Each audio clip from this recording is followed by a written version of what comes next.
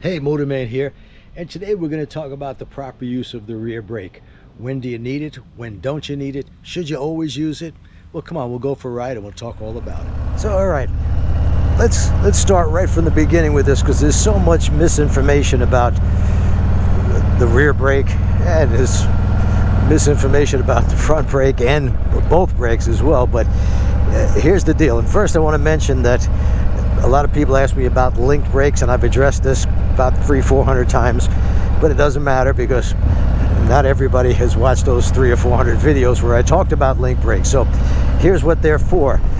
Link brakes is for the person who is, say, under braking the front brake. So they tend to hit the rear brake very hard because they're used to stomping on the brake in the car, and they don't use enough front brake. Well, is about 90% of your braking force is in that front brake.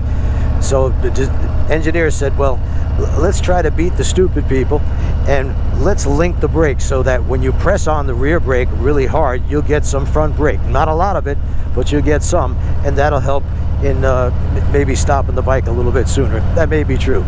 It's the same thing with the front brake. You hit the front brake, and if you put any kind of pressure at all on it, you're going to get a little rear brake.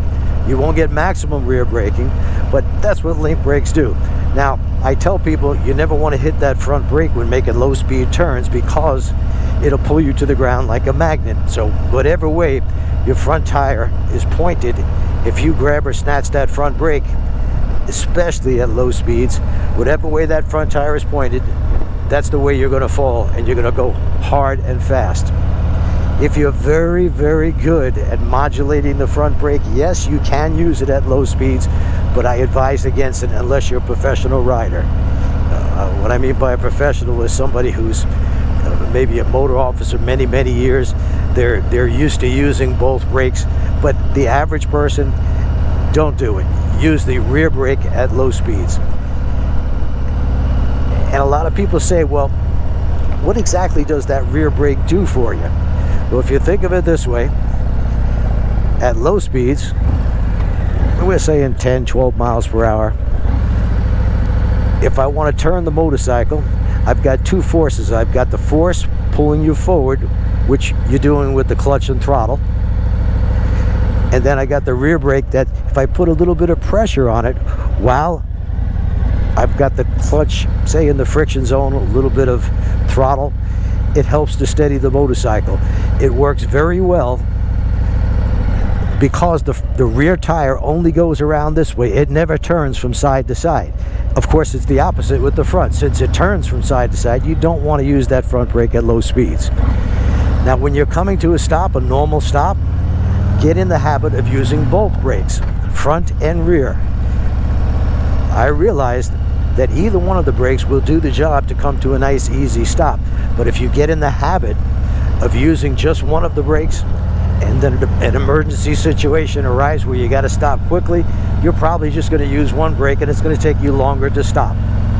So get in the habit of always using both front and rear brakes when coming to a stop, and when the emergency arises, that's what you'll do. Muscle memory.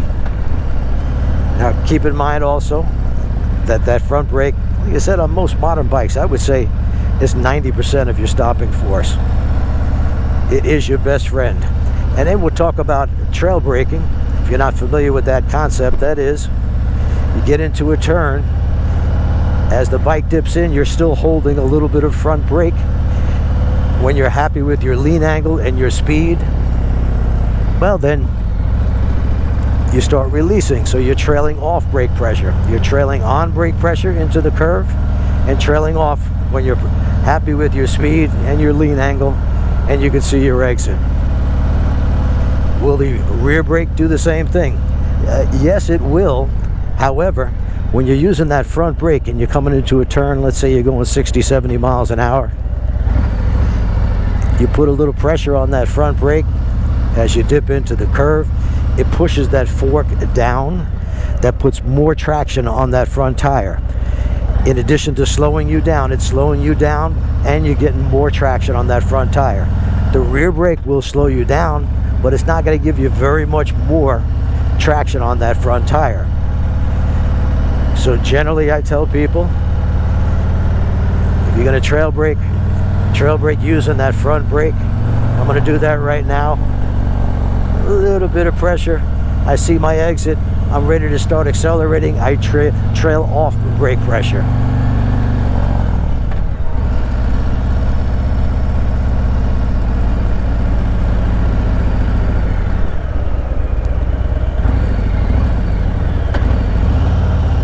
But again, for low speeds, if I wanted to make a U-turn right here in the street, I don't know how wide it is, but I'm going to imagine most streets are 24 feet wide. I think in this subdivision they're actually 20 feet, but I'm going to use the rear brake only. So I'm going to slow down to about 8 or 10 miles an hour. I like to put a little dip, and I snap my head and eyes and easily make this turn. The faster I turn my head and eyes, and the further, the tighter the turn is going to be. Can you do that without the rear brake? Well, that's the next thing I'm going to get to. Yes, you can. In fact, I tell people when you're practicing, especially in a parking lot where there's nothing around, there's no grass on the side or anything to hit, practice doing those same turns with no rear brake at all, just clutch and throttle. Why would you want to do that? Well, it's going to make you better at using the clutch and throttle, and it'll also tell you if you're using too much rear brake. I've seen that with a lot of people. The rear brake becomes a crutch instead of the little helper, because that's what it should be, is a little helper. It shouldn't be a crutch. You should be able to manipulate your clutch and throttle and use that friction zone anytime you want to use it. Once again, if I'm going to make this U-turn right over here, I will turn my head and eyes very quickly. This time I won't use a dip.